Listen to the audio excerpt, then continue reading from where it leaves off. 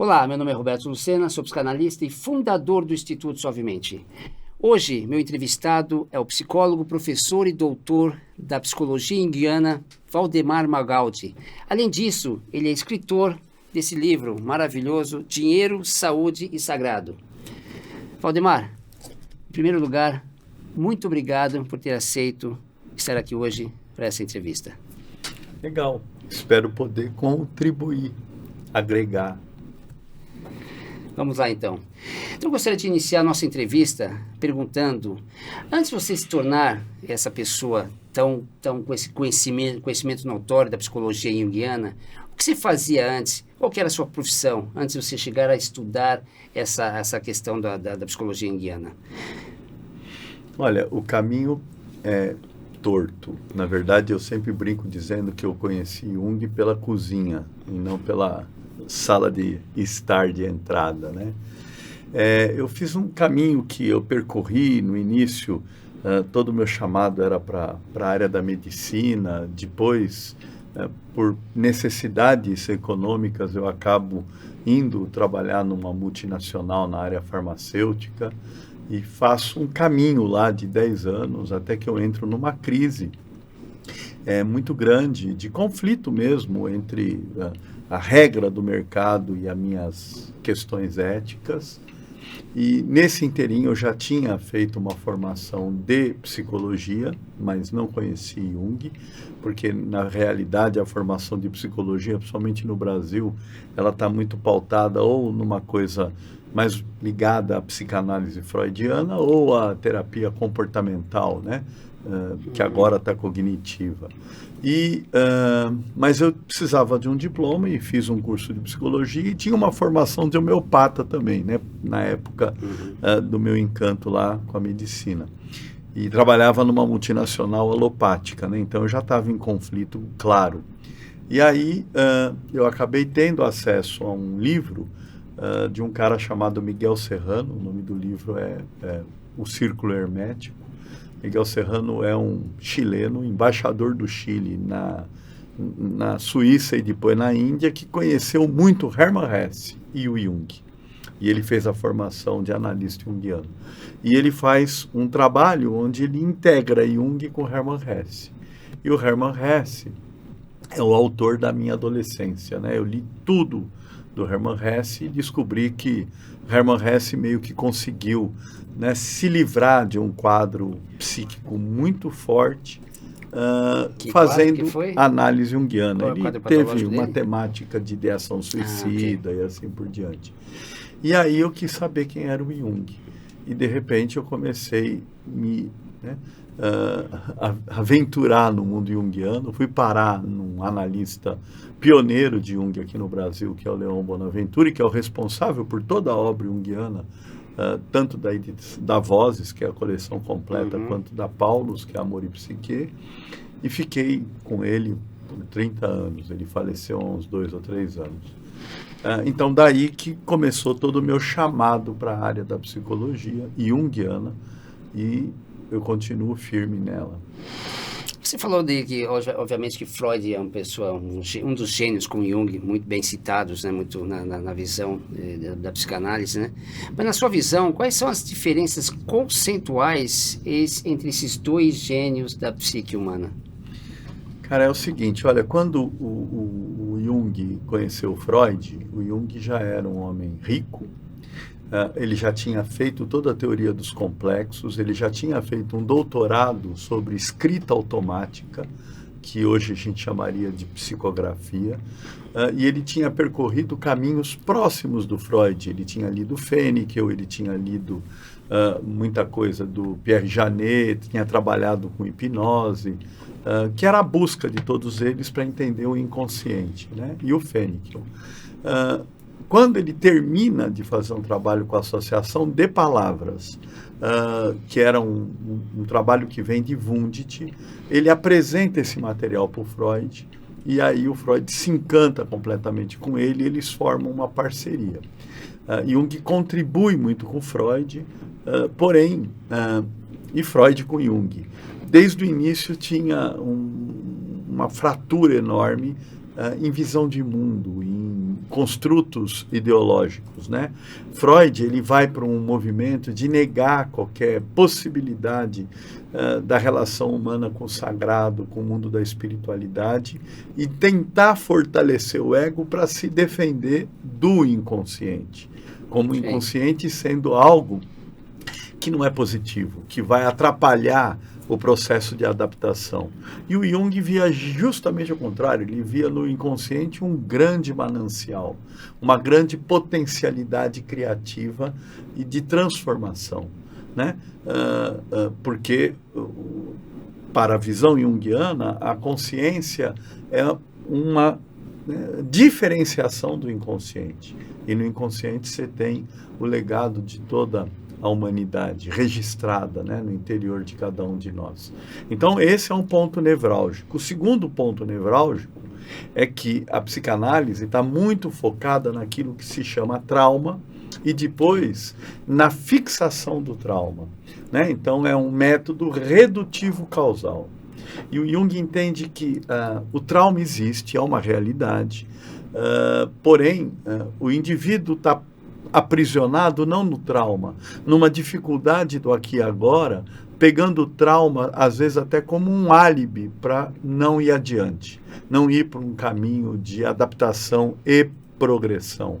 Então, Jung, primeiro, se desvencilha dessa visão reducionista causal, sem deixar de levar ela em consideração, mas ele entende que tudo que aconteceu na vida, né, de alguma maneira, tem uma motivação futura, ou seja, nada que acontece é só redutivo causal, tem um construto, né, positivo evolutivo, ou seja, é o prospectivo sintético. Então, a partir daí ele faz a pergunta, o que te aconteceu tem uma causa, mas tem uma motivação, mesmo inconsciente, para a tua evolução. Então, você tem que aprender a integrar essas duas coisas. E essa é a diferença crucial entre os dois, né? Freud fica muito voltado para o passado e o princípio do prazer, né? E o Jung vai adiante. Ele integra a dimensão do sagrado, da espiritualidade, dando para o indivíduo, talvez, a busca da realização total. Eu me identifico muito com essa questão de se mexer, se movimentar adiante, entendeu? Não se fixar, principalmente na questão do trauma. Você é autor do livro, onde podemos chamar de obra, Dinheiro, Saúde e Sagrado, onde você menciona que a saúde, a religião e o sagrado se venderam ao mercado e ao dinheiro. Eu acho isso bem profundo. Mas o que você quer dizer com isso? Esse é um dos grandes desafios para a gente lidar com a realidade contemporânea. Hoje nós estamos vivendo um excesso, né, de movimento voltado para o capitalismo, e o capitalismo, infelizmente, está baseado num princípio: desigualdade, onde uma minoria detentora de muita riqueza e uma grande maioria produzindo riqueza para essa minoria. Não tem saída. Um dos autores mais importantes do século passado, que quando eu li me impactou muito, é o Max Weber. O livro dele é A Ética Protestante e o Espírito do Capitalismo. E dentro dessa ética protestante e o espírito do capitalismo fica claro o quanto que o capitalismo se apodera de tudo que pode ser inovador e transforma em instrumento de geração de mais capital. Nesse sentido, toda a base da saúde está voltada para um padrão capitalista, assim como as instituições religiosas. O que a gente mais vê hoje é a teologia da prosperidade e o dinheiro como um instrumento de sacro ofício, né? Não a religião como o relegere ao mundo interior, ao sagrado interno, e sim, vamos dar dinheiro para você receber mais dinheiro. Então, eu entendo que os templos religiosos viraram teatros a serviço do mercado, né? E não instrumentos do autoconhecimento, né? Então, este livro, que tem já 20 e poucos anos, é a minha tese de doutorado em ciências da religião, ele foi feito mostrando essas interfaces, né, culturais, né, dentro da religião e do mercado, sempre voltada para essa questão do dinheiro como a grande motivação da vida praticamente de todo mundo. E é muito difícil você abrir mão desse dinheiro, né? Porque ele corrompe, não tem como, né?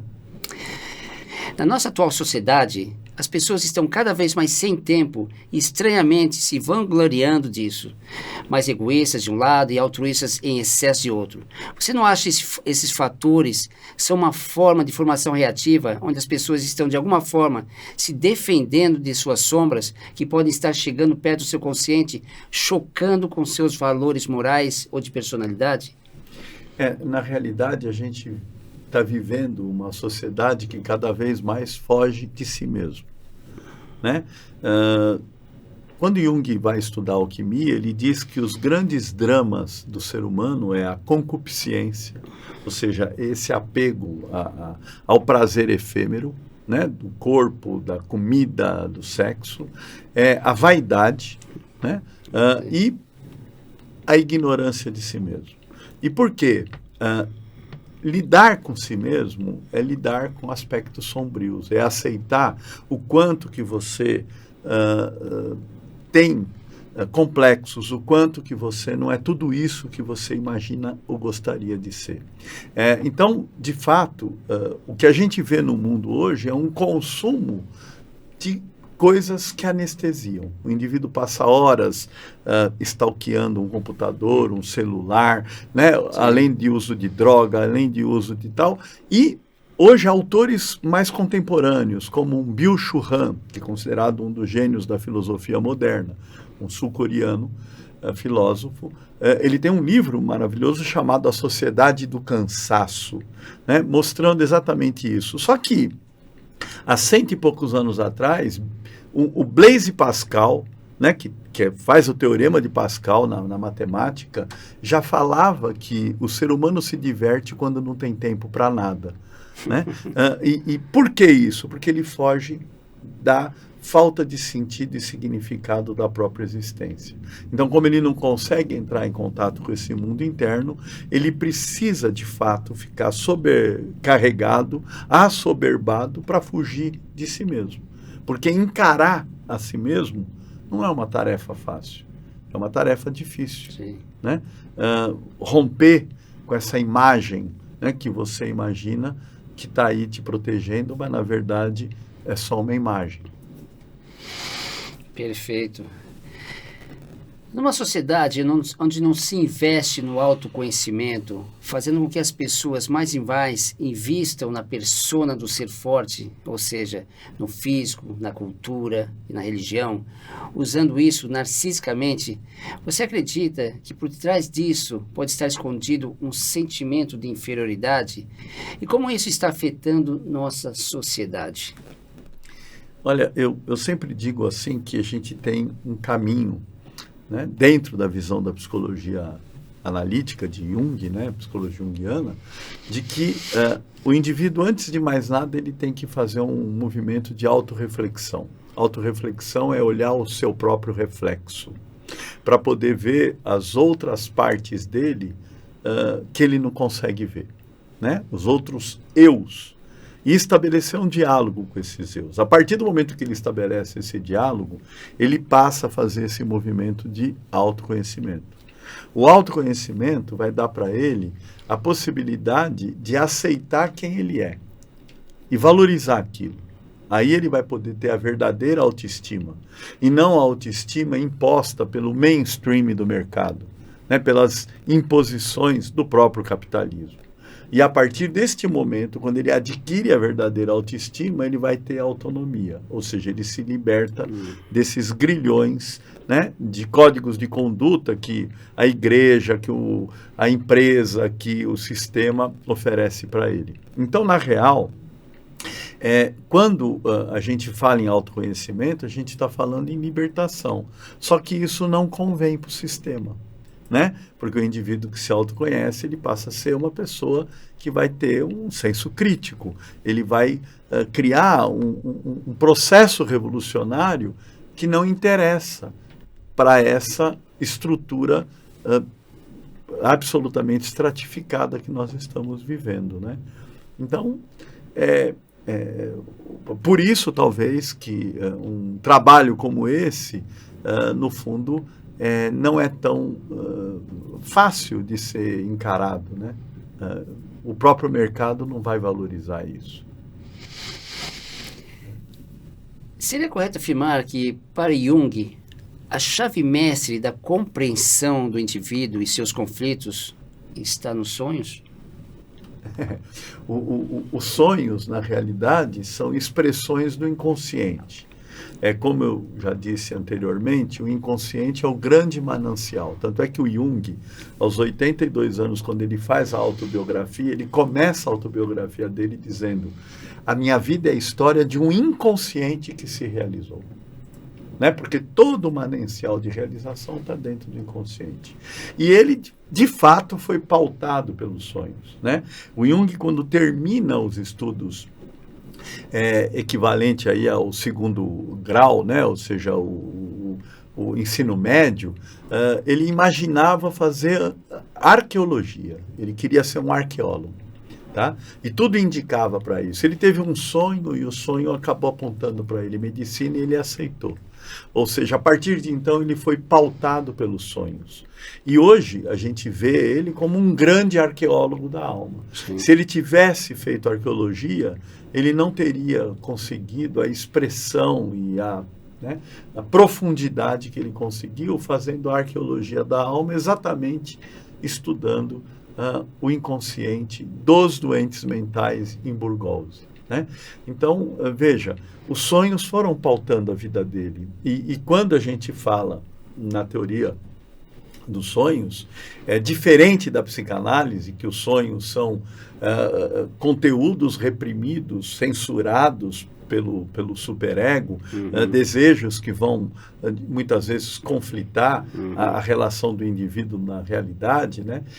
O Jung diz ao contrário, os sonhos são caminhos, por isso que para nós, dentro de um processo de análise, entendemos que todo sonho tem um caráter compensatório na relação do eu com o inconsciente, todo sonho tem uma característica pedagógica, porque ele vem para te ensinar alguma coisa, e todo sonho também tem um aspecto antecipatório, como se fosse um plano rascunhado do que pode acontecer na tua vida.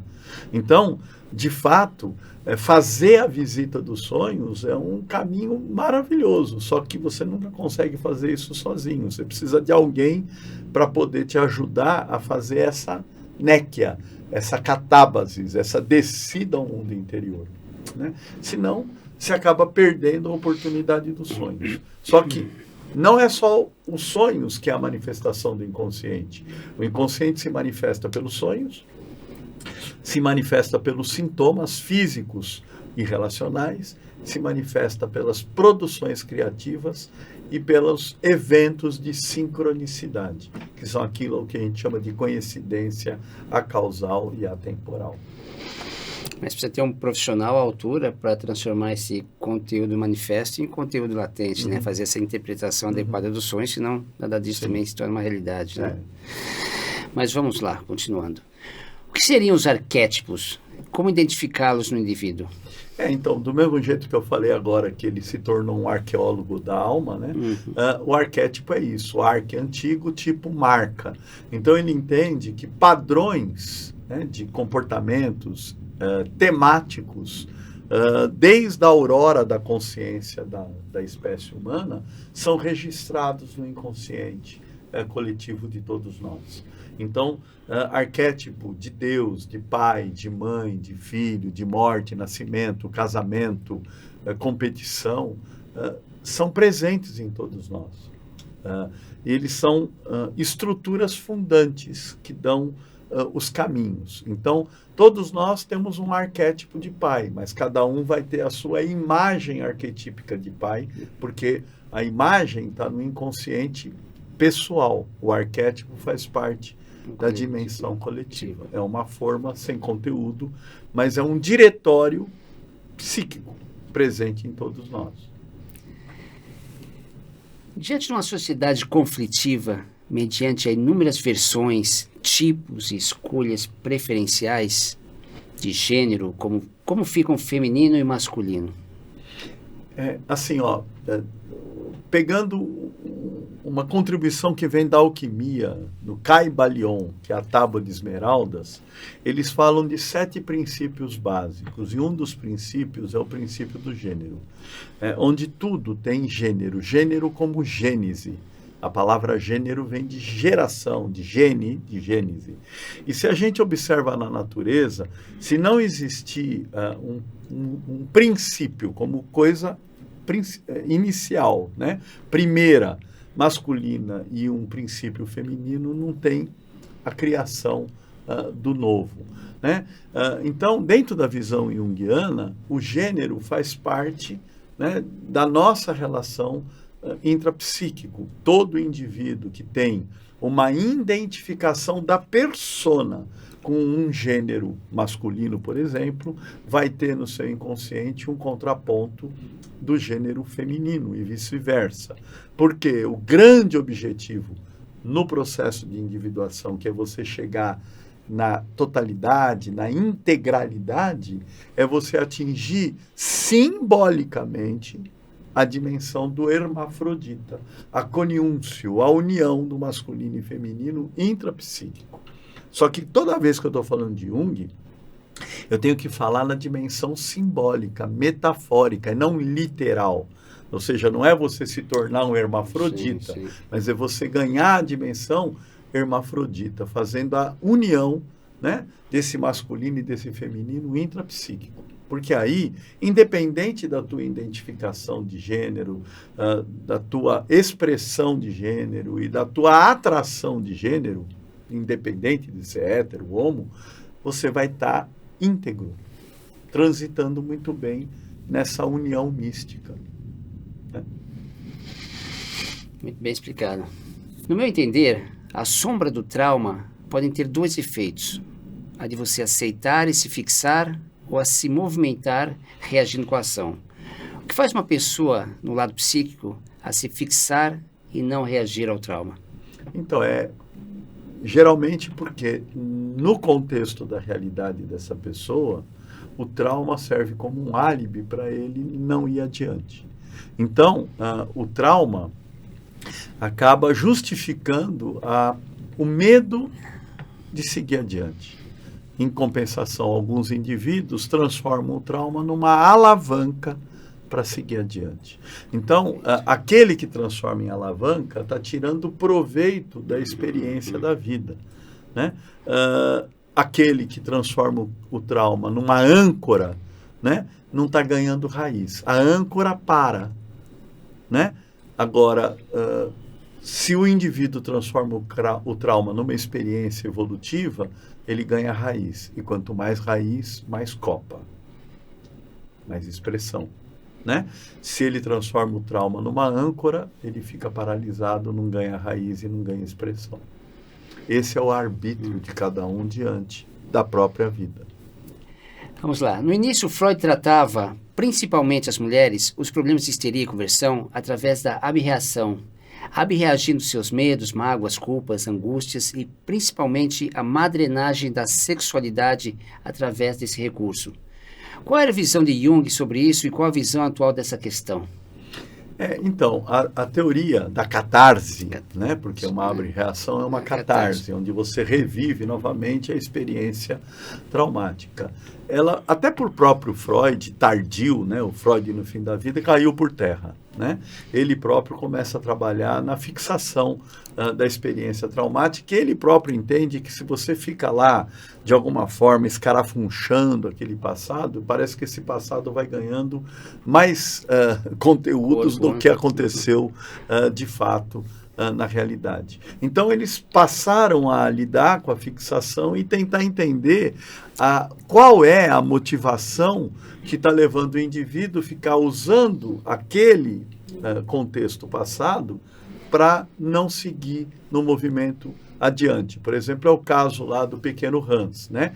Que diante de enfrentar a questão talvez da sexualidade dos pais, porque ele teve a experiência da cena primal, ele desloca isso para uma relação traumática onde ele viu um cavalo sair em disparada para pegar uma égua no cio, E ele fica com fobia dos cavalos. Porém, em Viena, naquela época onde não existia carro e só tinha cavalo e carruagem, esse cara vai desenvolver uma agorafobia, ele não vai conseguir ir para a vida, né?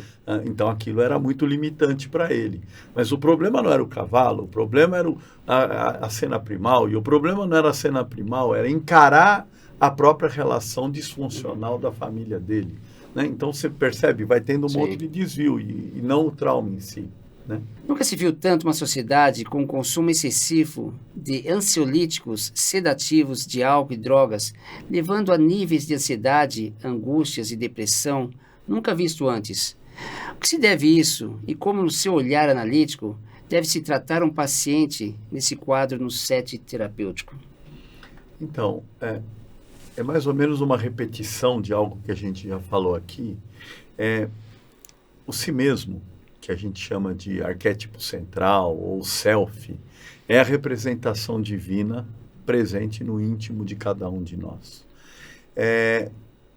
De alguma maneira, entrar em contato com essa representação faz você questionar o sentido da vida. Nós temos um cérebro neocortical que nos permite fazer questionamentos. De onde eu vim, se é que eu vim, para onde eu vou, se é que eu vou, quem é que eu sou, se é que eu sou. Só que tudo isso gera angústia. Mas a angústia é a mola propulsora da criatividade. Sem angústia você não cria. Por isso que tudo que nós temos hoje, estamos tirando proveito aqui, é fruto da criatividade, que por sua vez é fruto da angústia, daquilo que te dá o desconforto, onde você vai buscar uma superação a ele. Nós criamos ciência, nós criamos arte, nós criamos religião, tudo para aplacar a angústia. O problema todo é que agora o indivíduo já está com tudo isso pronto e ele aprendeu, por conta de tudo isso que foi criado, a anestesiar a própria angústia. Então a angústia virou patologia, virou depressão. Então parece que você não pode ter o aperto, angst, para buscar uma saída criativa. E a partir de então, somaterapia, tirada a ideia do livro do Aldous Huxley, né, que é O Admirável Mundo Novo. Vamos dar a somaterapia. Vamos dar o quê? Cocaína, maconha, álcool, ansiolítico, Prozac, topinamato, estabilizante do humor, para deixar todo mundo basicamente anestesiado. Na realidade, apático, sem patos, sem a paixão e sem dor, sem angústia, mas também sem alma e sem vida. Então essa é a nossa realidade hoje. Tá? Essa triste realidade. O que é para você a individuação? É possível conceber a ideia da individuação como recurso terapêutico? Então, individuação é você poder se tornar aquilo que você é. Todos nós somos complexos, únicos e criativos. Todos nós, dentro desta visão da psicologia analítica, ele vem lá de Heráclito, né? Temos uma coisa que se chama daimon. Daimon é a mola propulsora do teu servir, o teu vocare, o teu chamado, né? O sentido e o significado do teu existir. Por que eu estou aqui? Para que eu estou aqui? Qual é o legado que eu vou deixar? Mas, para isso, eu tenho que entrar em contato com esse mundo interno, né? E reconhecer esse chamado, que não precisa ser fazer coisas grandiosas. De repente, meu chamado é fazer isso, que é um legado para o futuro da humanidade, mesmo sendo eu um varredor, um pedreiro, mas eu estou fazendo com um propósito. O problema é que as pessoas estão fazendo sem propósito, estão fazendo por fazer, como denuncia o filme, né, maravilhoso do Charlie Chaplin, Tempos Modernos. Né? Então, a partir do momento que o indivíduo faz por fazer sem nenhum sentido, sem saber a participação contributiva dele para a própria sociedade, a vida perde toda a graça. E a vida sem graça vira uma desgraça. Não é? Nessa sociedade imediatista e estética em que vivemos, os casos de anorexia têm aumentado muito. Qual a sua visão sobre o narcisismo e a anorexia? Assim, A questão da anorexia, infelizmente, está muito pautada mais no sexo feminino do que do masculino e está muito, de alguma maneira, tangenciando a própria moda, né? E é uma grande ilusão. Eu brinco dizendo que a mulher consome moda para ser consumida pela moda e se tornar um objeto de consumo da moda sem querer ser um objeto de consumo. É um grande paradoxo, né? Então, a anorexia é uma tentativa de não comer para ficar com um corpo idealizado. É uma negação, no fundo, do alimento da grande mãe, de Gaia, né? E por eu não conseguir comer esse alimento da grande mãe, de Gaia, eu vou ficando cada vez mais poor, né? Um quadro de anorexia muito exagerado, o indivíduo vira um eterno pré-adolescente. Ele perde todos os pelos, a menina não menstrua mais e ela vira uma pré-adolescente. Ela continua sendo a filhinha do papai, a filhinha do mamãe, né? E não evolui. Né? Então, isso é um sintoma da nossa realidade contemporânea. Né? A dimensão narcísica, Jung não trabalha muito a ideia do narcisismo, né? Mas, assim, o narcisismo, enquanto a representação de conhecimento de si mesmo, ele é importante. O problema é quando esse narcisismo vira patológico, né? Onde o indivíduo não consegue reconhecer a si mesmo, ou ele está tão fascinado por aquilo que ele imagina que ele é, que ele deixa de ser qualquer outra coisa e transforma todo mundo que está do lado dele em eco, como no mito de Narciso e Eco. Né? Continuando, os complexos podem ser tratados ou são impossíveis de serem reorganizados? O Jung tem uma frase emblemática que diz: nós não temos os complexos, são os complexos que nos têm. Então, na realidade, todos temos complexos e eles são absolutamente necessários. Né? Eu tenho que ter contato com eles e saber lidar com eles, e se eu tiver um ego estruturante que consegue manejar os complexos, que são como se fossem personalidades autônomas, eles ficam a meu serviço. Por exemplo, eu estou num banco, faz muitos anos que eu não entro numa agência bancária, mas e está tendo um assalto, eu espero que o meu complexo de inferioridade venha à tona e eu fique pianinho e quietinho lá, tirando proveito dele. Tá? Eu estou numa situação onde eu estou vendo uma pessoa sofrendo, eu espero que o meu complexo materno vai lá para eu cuidar dessa pessoa. Né? Eu estou numa situação onde eu percebo que eu estou sendo agredido ou abusado, o complexo paterno tem que ir lá estabelecer limite. O problema é quando você fica tomado pelo complexo e ele vira literal e unilateral e monotemático na sua vida. Né? Ou seja, eu quero ser mãe de todo mundo, né? Ou eu nego a maternagem com todo mundo. Aí eu estou numa relação patológica com complexo. Mas assim, então, você não deixa de ter complexo. Eles são necessários, são importantes. No núcleo de cada complexo tem um arquétipo, aquilo que nós já falamos agora há pouco. Né? E o que você tem que aprender é lidar com eles e dar vazão para eles no momento certo, na hora certa. Usar as diferentes personas para cada momento. Aí não é persona, é o próprio complexo mesmo. Né? Por que as pessoas estão transferindo tanto, projetando sua infelicidade, a inveja nas escolhas afetivas, deslocando muita agressividade, mantendo sua sombra, o seu recalcado intacto, se tornando cada vez mais infeliz? Exatamente pela falta de autoconhecimento, né? Tem uma frase do Mahatma Gandhi que diz: se você não consegue encontrar felicidade em você, você não vai encontrar em lugar nenhum, né?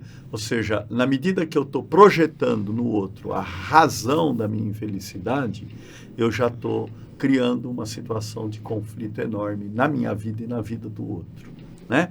A felicidade é um caminho do autoconhecimento, da autorrealização, né? E da busca de autonomia. Né? Quando o indivíduo não tem amor próprio, né? Ele estabelece relações de usura ou de abuso com o outro, e aí ele quer que o outro realize a não realização dele. Né? E aí a relação fica sempre comprometida.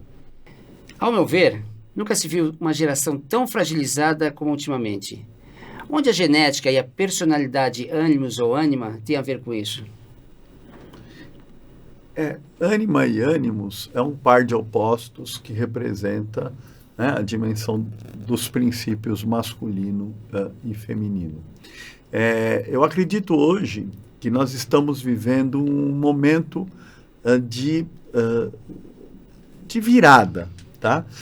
Se a gente for parar para pensar, a revolução de peixes com o advento do cristianismo aconteceu há 2000 anos atrás e ela veio se impor naquilo que a gente chamaria de era de Ares, né? Que era o Antigo Testamento, Javé, né? E o início das religiões abraâmicas. Cristo, há 2000 anos atrás, é a nova era que vem anunciar o que nós estamos entrando agora, que seria o início da era de Aquários, onde a gente tem que romper com esse patriarcado e entrar naquilo que chamaríamos de ciclo da alteridade. Nós tivemos já uma época que o período era matriarcal. Evoluiu para o patriarcal, agora tem que chegar na alteridade. Sair dessa visão hierárquica patriarcal. E exatamente diante desta questão patriarcal é que nós estamos vendo esse momento de muita polaridade, onde um grupo de indivíduos se autonomeiam conservadores, mas na realidade eles são retrógrados, querendo voltar para um patriarcado quase que de Javé do Antigo Testamento. Né, que está voltado para o território, para o machismo, para o chauvinismo, para uma imposição quase que de poder absolutista em relação ao feminino e à própria Gaia, que é a mãe natureza. Né? E, por outro lado, nós estamos vendo um bando de jovens tomados por um complexo reativo. É por isso que a gente está vendo muito jovem hoje falando que é cisgênero, que é não binário, né? E isso está aumentando muito. Mas por quê? É reativo. É reativo exatamente a esse momento de excesso de patriarcado, porque nós estamos vivendo um momento de mudança de paradigma. E toda mudança de paradigma gera desconforto nas pessoas mais sensíveis, e aí eles acabam indo para um polo ou para outro polo. Mas o caminho da salvação é o caminho do meio, é o caminho da integração. Né? Eu acredito que com mais trauma ou menos trauma, a gente vai superar essa fase. E vamos sim chegar na revolução aquariana da alteridade, onde as questões hierárquicas, as questões de território, de poder, vão abrir mão para a dimensão do amor. Né? Tem uma frase de Freud que ele fala que o complexo, a origem de todas as patologias nucleares estão nos édipos. Né? Você acredita nisso? Nos édipos? Cara, é difícil porque assim, o mito de Édipo é um mito muito bonito. Infelizmente, o Freud trabalha só a primeira parte do mito, né, que é o Édipo rei. Ele não vai adiante, que é o Édipo em Colona. Né? É uma pena. Se ele leu, ele não aprofundou. O Freud, ele era um cara que teve o complexo de Édipo vivido na sua própria experiência, né? E ele projeta esse complexo de Édipo em toda a humanidade, dizendo que lá, né, no início da vida de todos nós, a gente tem o desejo de matar o pai para ficar com a mãe só para a gente. Ok. Porém, isso é uma coisa simbólica, né? O Édipo, quem é? É um indivíduo que não se conhecia. É o indivíduo que não sabe decifrar o enigma de quem ele é. Quando a esfinge desafia ele, dizendo decifra-me ou devoro-te, ela está desafiando ele do ponto de vista de quem é esse indivíduo que, quando nasce, está preso na matéria, né?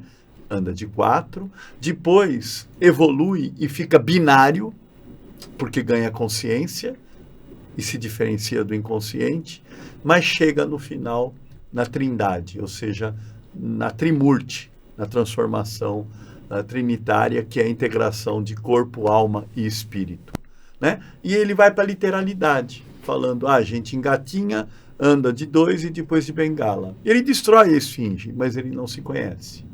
E ele fica errante, fugindo do destino e indo ao encontro do destino. Mata o pai, casa com a mãe, tem filhos com a mãe.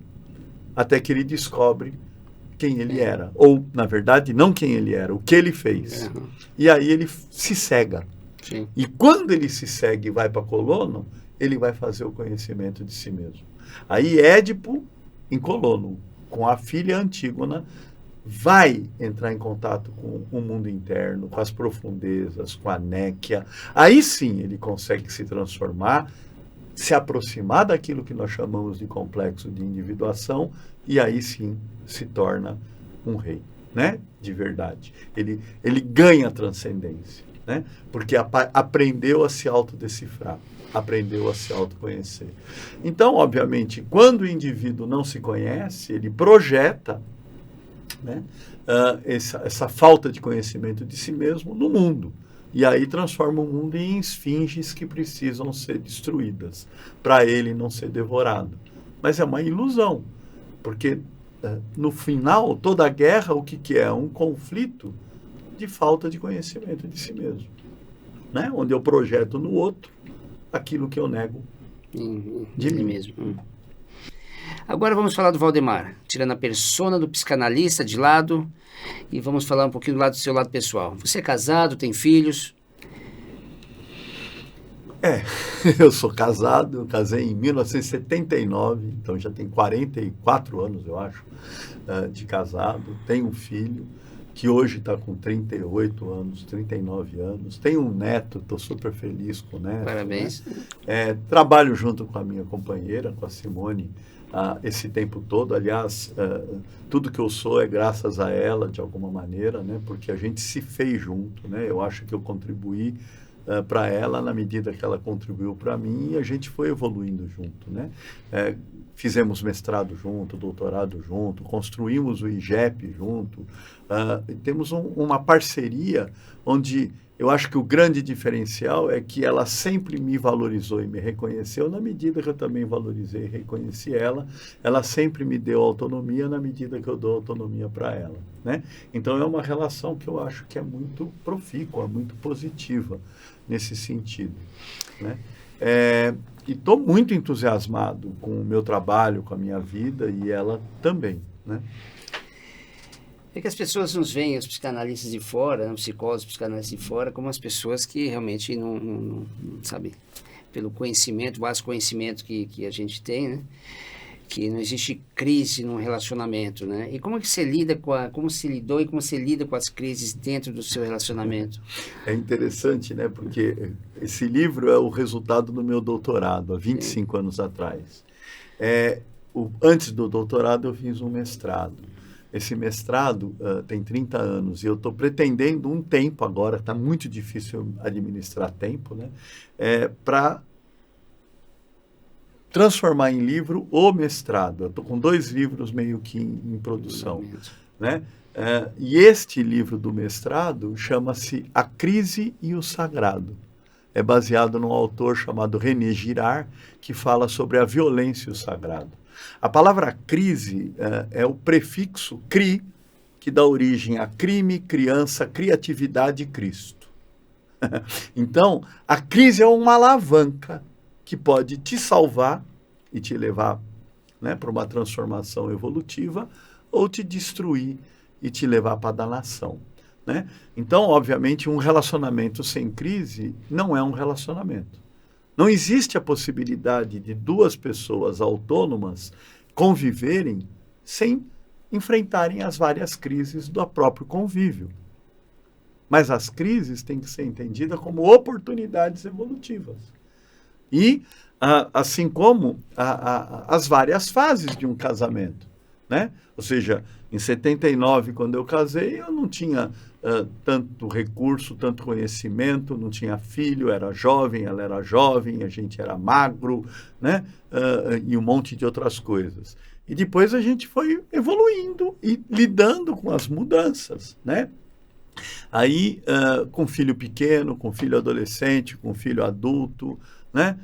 Com dinheiro, com mais importância, e Mais foi indo, né? conhecimento. Mais conhecimento, né? Com menos vitalidade agora, com 66 anos, né? Ou seja, tudo vai mudando, a vida vai mudando, Sim, né? E a gente vai ter que se adaptando e entendendo que a crise é a oportunidade de evolução. Não é à toa que os alquimistas usavam aquele cálice sagrado, aquilo que a gente chama de graal ou cadinho, chamavam de crisolar, o lugar onde você produz a crise, para que aconteça a transformação do chumbo em ouro, metaforicamente falando. Muito interessante. Mas as duas pessoas precisam ter um grau evolutivo, um nível de consciência evolutivo, né? Para ter esse entendimento o que é uma crise e os dois compartilharem isso, transformar isso em uma evolução. Então, eu acho que tudo tem a ver com o propósito da relação. Sim. Se você tem uma relação pautada na confiança, lembrando que confiança é fiar com, tecer junto, e não botar fios e amarrar, né? Você vai ter a evolução. Quando você transforma um relacionamento, né, não num duelo, e sim num dueto, né? Eu pego muito um professor que eu tive maravilhoso, chamado Rubem Alves, onde ele diz, né, quando você transforma a relação numa partida de frescobol e não de tênis. Porque no tênis, o objetivo é smash, acabar com o jogo e ganhar em cima do erro do outro.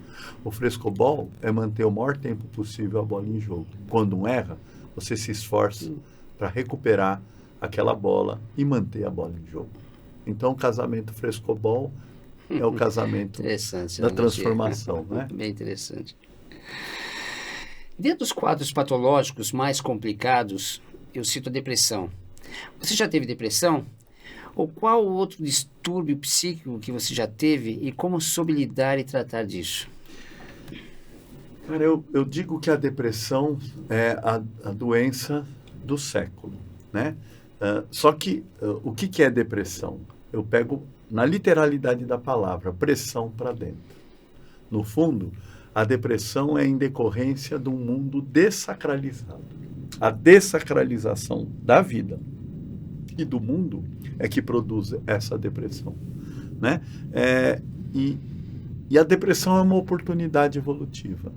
Medicar a depressão, né, de forma tão leviana como ela é medicada hoje, tira o indivíduo do processo de superação. Eu tive, sim, ao longo da vida, muitos momentos onde eu me senti deprimido, nesse sentido de não ter ânimo para ir para a vida, ou reagindo à depressão, indo para padrões obsessivos e compulsivos, né? Porque você tem duas formas de manifestar a depressão. Ou você cai num torpor, fica lá, né? Paralisado, ou você vai reagir a ela entrando num padrão de compulsão, né? Comprar, comer, beber, trabalhar, virar workaholic, tudo isso é depressão. Por isso que você dá antidepressivo para quem come demais ou para quem não come. Você dá antidepressivo para quem não sai da cama ou para quem tem transtorno de ansiedade generalizada e fica lá no tac, né? Então, o mundo é depressivo e o grande momento hoje está pautado pela depressão. A depressão, para mim, é a alavanca para resgatar a relação verdadeira com o sagrado, que é reconhecer esse, né, sagrado no íntimo de cada um de nós e não fora de nós, né? Todos os momentos que eu tive esse sentimento depressivo eram momentos muito importantes de alavancagem na minha vida, tá? Então, por exemplo, quando eu abandono um caminho da área da saúde para entrar na multinacional, eu tive um conflito. Quando eu estou lá na multinacional e começo a questionar aquilo tudo, eu deprimi, fiquei mal. Comecei com 30 anos de idade, acho que fazer uso mais abusivo de álcool, não conseguia dormir, estava reativo, impaciente. Aí eu percebi que eu estava doente, porque eu estava num conflito neurótico. Neurose é a não relação do eu com o inconsciente, né? E aí eu fui fazer uma análise. Foi quando eu descubro de vez Jung, né? E a partir de então, eu encontrei aonde que estava o meu chamado. Né? No meio disso, eu montei um restaurante. O restaurante começou a dar muito mais recurso do que eu imaginava, lá em São Bernardo do Campo. Um monte de funcionário, um monte de atividade. Chegou uma hora, eu também percebi que aquilo não era o sentido da minha vida, né? E abri mão. E todo momento que eu tomei uma atitude, rompi com alguma coisa, antes eu tive um quadro que a gente pode chamar depressivo. Ou seja, eu entrei em inverno e outono, né? A natureza é assim, primavera, verão, outono e inverno. Outono e inverno é depressão. Eu tenho que medicar o planeta dando antidepressivo quando a gente entra em outono e inverno. Outono e inverno não é o momento onde o indivíduo está indo para dentro para depois voltar a ir para fora? Será que o sentido da vida é o tempo todo estar para frente, para fora, para frente, para fora, e negar ou para trás ou para dentro? E quando eu vou para trás e para dentro, eu patologizo e chamo de depressão e dou remédio. Aí o indivíduo não lida com luto, não lida com tristeza, não lida com a falta de sentido. Acho que esse é o grande desafio. Mas aí entra aquela pergunta que eu te fiz anteriormente, né? Quer dizer, nunca se viu tanto assim o consumo de ansiolíticos, remédio para ansiedade, drogas, álcool, como a gente tem visto. Para anestesiar, é para fugir. É para fugir da tristeza, para fugir da falta de sentido, para fugir da falta de significado da vida. Pergunta, desse universo mitológico, se te desse o poder de curar as 3 principais patologias psíquicas do ser humano, quais seriam elas? Puxa, eu acho que a palavra cura tem a ver com integridade, né? Cura não é ausência de sintoma. Cura é você estar inteiro, íntegro. Eu acho que a maior patologia do ser humano é a falta de inteireza porque não tem autoconhecimento. O resto é só consequência, né? Eu não sei quais são as 3 maiores patologias, mas eu acho que se a gente tiver que encontrar algo a ser restabelecido para termos a possibilidade de sonhar com um mundo melhor, né? A gente tinha que estar dando para as pessoas a capacidade de amar verdadeiramente, né? E não de estabelecer relações de poder ou de usura. Eu acho que a grande doença da humanidade é desamor. Sem amor, você não tem empatia. E aí as pessoas ficam petrificadas ou paralisadas diante de toda essa loucura que nós estamos vendo, que vai acontecer inevitavelmente com o planeta e que está acontecendo com tantos seres humanos excluídos, passando fome, morrendo, por conta de conflitos pautados na questão material, na economia, no dinheiro, no poder. E o Jung diz, na vaga do amor que se instala o poder. Onde tem poder, não tem amor. Então eu acho que a grande doença da humanidade é essa fantasia de empowerment, né? E a gente tem que abrir a mão do poder. A gente tem que estar livre, despreparado, solto e amando. Mas a palavra amor, o sentido amor está sendo banalizado a cada dia que passa, no meu entender, entendeu? Onde esse empowerment que você está falando, quer dizer, o poder, esse dinheiro, né? Quer dizer, tem tomado cada dia mais lugar disso, desse amor, no meu entender. Né? Por quê? Porque amar é libertar, amar é abrir mão do poder, né?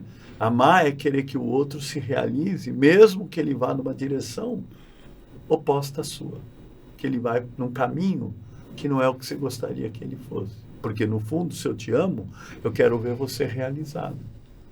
Independente se você vai ser realizado do meu lado ou numa direção oposta à minha. Eu te amo, então eu quero te ver realizado.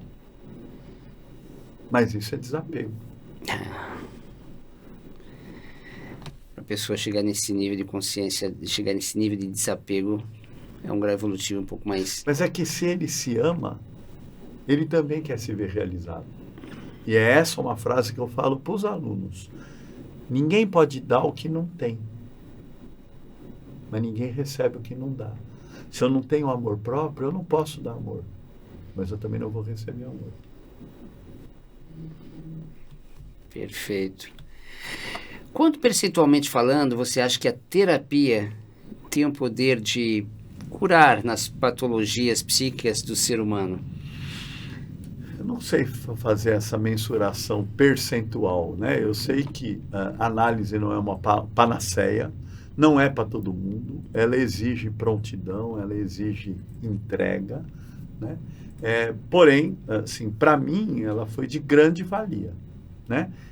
Porém, a análise não é um caminho de cura, por isso que não tem nem a perspectiva de alta, né? Porque nós não estamos trabalhando doença, nós estamos trabalhando autoconhecimento. É um processo que se faz em busca desse autoconhecimento. O que eu sei é que se o indivíduo se entrega para esse processo de autoconhecimento, ele vai conseguindo cada vez mais inteireza, integridade, né? E quanto mais ele está íntegro, mais inteiro ele está, menos suscetível ele fica, né?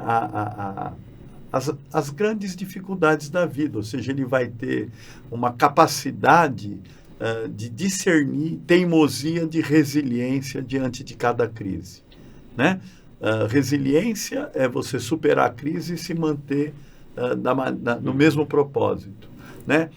Teimosia é não tirar proveito da crise e entender que ela está vindo para te ajudar a mudar o propósito, né? Agora, como é que você vai ter o discernimento entre teimosia ou resiliência? Eu não tenho que ser resiliente a tudo. Às vezes eu tenho que aceitar e mudar. Às vezes eu tenho que ser resiliente e permanecer apesar de. Mas isso é só através do autoconhecimento, através de uma relação com o teu mundo interno.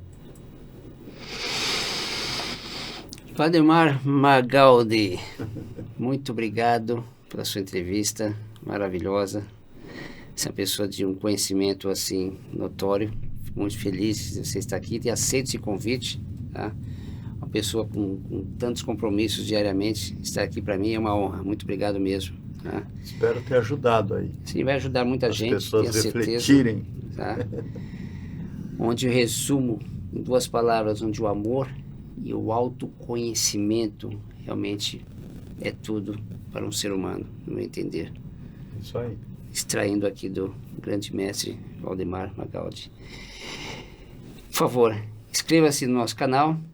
E falando um pouquinho do Instituto Suavemente, é uma plataforma com dezenas de profissionais, como psicólogos e psicanalistas, onde nosso intuito é atender os funcionários das empresas, ou mesmo fora delas, para com que as pessoas elas ganhem autoestima, e ganhando essa autoestima, elas vão poder produzir mais dentro da sua vida de relação, ou seja, na sua vida, na sua família, dentro de casa, no trabalho e principalmente na sociedade, pois estamos precisando de pessoas íntegras e pessoas sem as suas dores, com mais conhecimento no seu interior. Muito obrigado. Novamente, até a próxima entrevista. Grande abraço. Valeu.